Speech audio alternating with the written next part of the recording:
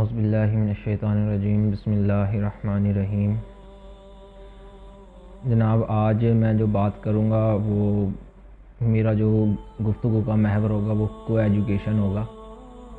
کو ایجوکیشن سے پہلے میں ایک احساس کمتری کو دور کرنے کی کوشش کروں گا کہ ہمارے بطور قوم اور ہمارے حکمرانوں میں یہ کیا احساس کمتری کیا یہ پائی جا رہی ہے کہ ہمارا جو ایجوکیشن سسٹم ہے وہ ویسٹ سے کیوں لیا جا رہا ہے۔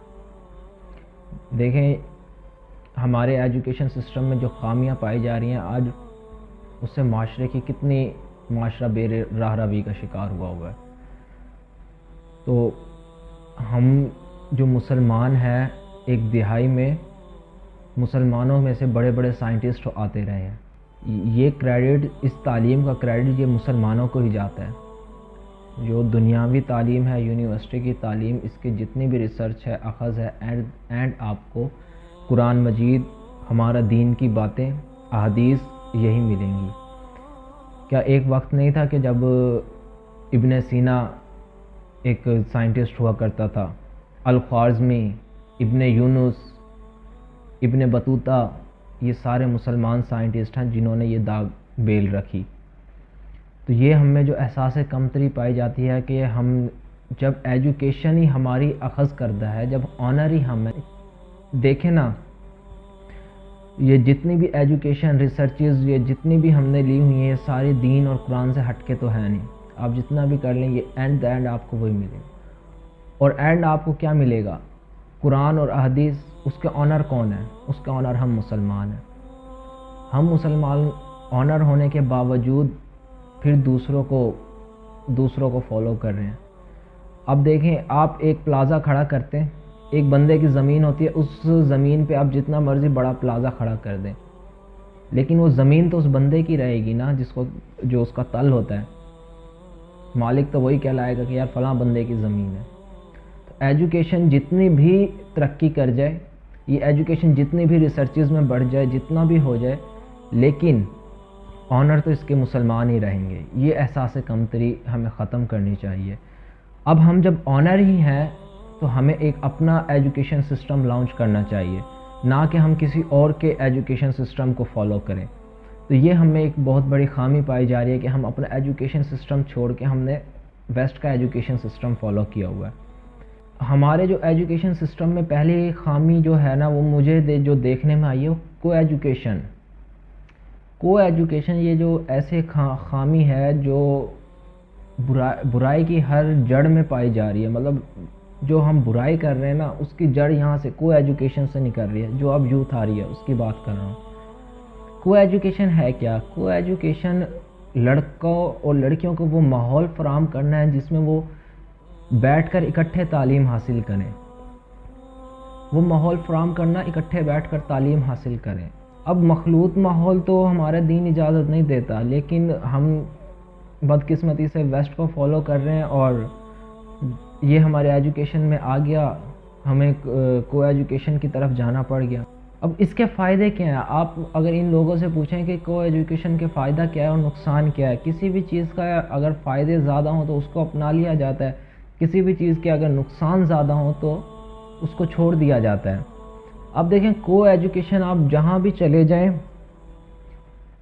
کو ایجوکیشن جو ہے نا، اس کے آپ ایڈوانٹیجز آپ پتہ کریں گے نا، کسی سے بھی پتہ کر لیں آپ، اسٹوڈنٹ سے لے کے پروفیسرز تک، وہ آپ کو دو چیزوں کے بارے میں بتائے گا، یا تو آپ میں کانفیڈنس پیدا ہوتا ہے یا آپ میوچل انڈرسٹینڈنگ، جبکہ یہ دونوں بھی پیدا نہیں ہوتی کو ایجوکیشن سے۔ میں نے جتنی ریسرچ کی، جو میں نے ایکسپلور کیا یونیورسٹیز میں، تو یہ دو چیزیں بھی کو ایجوکیشن سے، لیکن وہ کہتے ہیں، وہ اس کی دلیل دیتے ہیں کہ یہ دو کانفیڈنس اور میوچل انڈرسٹینڈنگ پیدا ہوتی ہے، تو ان کی بات اگر مان لیتے ہیں۔ اس کے برعکس اگر اس کے ڈس ایڈوانٹیج دیکھیں تو کو ایجوکیشن کے ان دو ایڈوانٹیجز کے علاوہ ڈس ایڈوانٹیجز کتنے پائے جا رہے ہیں۔ سب سے پہلا جو ڈس ایڈوانٹیج ہے اس کا، وہ تو ہمارے اکیڈمک لیول، اکیڈمک ایجوکیشن پہ نا بہت اثر کر رہا ہے۔ ہم وہ ایجوکیشن حاصل نہیں کر پا رہے جو ہمیں حاصل کرنی چاہیے۔ ادارہ اپنا کام کر رہا ہے، وہ پروفیسرز رکھتا ہے، لائبریریز بناتا ہے، ریسرچز کراتا ہے، لیکن اسٹوڈنٹ اس سے وہ فائدہ نہیں اٹھا پا رہے۔ ایجوکیشن کے حوالے سے اسٹوڈنٹس فائدہ نہیں اٹھا پا رہے.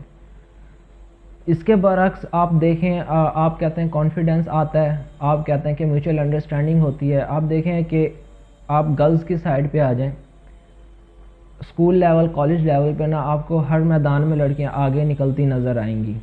وہ آگے جا رہی ہیں اکیڈمک، کیونکہ وہ زیادہ پڑھتی ہیں، لڑکوں کی نسبت ان کو کیپچر کرنے کی صلاحیت زیادہ ہوتی ہے، تو وہ اکیڈمک لیول میں زیادہ جا رہی ہوتی ہیں. جب وہ یونیورسٹی لیول پہ پہنچتی ہیں نا تو ان کا نہ کانفیڈنس بڑھ پاتا ہے، نہ ان کی میوچل انڈرسٹینڈنگ ہو پاتی ہے. تو وہ وہاں پر ان کا اکیڈمی کی جو ہے نا پروسیجر جو ان کا تعلیم کا ہے نا، وہ وہاں پہ ہی رک جاتا ہے، وہ آگے نہیں بڑھ پاتا. بہت سو کا نہیں بڑھ پاتا، لیکن وہ ایک کم مقدار ہے جن کا آگے بڑھ پا رہا ہے. تو اسی طرح بوائز کی طرف آئیں، دیکھیں بوائز کی طرف آپ آئیں، ان کا کیا ہے، یہ یونیورسٹی آئیں گے، جو ٹائم انہوں نے دینا ہوتا ہے اپنے گروپس میں، اپنے دوستوں میں بیٹھ کے کہ یہ ریسرچ ایسے مطلب اسٹڈی ڈسکشن کرنی ہوتی ہے، تو وہ ٹائم وہ دے رہے ہوتے ہیں کہ ہم نے یہ غلط کام کس طرح کرنا ہے. وہ غلط کی ڈسکشن کر رہے ہوتے ہیں، فلاں فلم ایسے آئی، فلاں گانا ایسے ہے، فلاں ڈرامہ ایسے ہے، فلاں ہیرو یہ ہوا، آج یہ ہوا، آج وہ ہوا. یہ ساری ڈسکشن اس میں چل رہی ہوتی ہے. اس ڈسکشن میں وہ بات بھی شامل ہے کہ فلاں لڑکی ایسے اور فلاں لڑکی ایسے. وہ جو ان کا ٹائم ہوتا ہے اسٹڈی کا دینے کا، وہ ان ڈسکشنز میں چلا جاتا ہے اس کا. تو یہ ہمارا ایجوکیشن کا سسٹم ہے جس کے ڈس ایڈوانٹیجز تو ان گنت ہے نا، وہ بتائے نہیں جا سکتے. ہر برائی کی جڑ آپ کو یونیورسٹی میں نا یہ کو ایجوکیشن سسٹم ملے گا.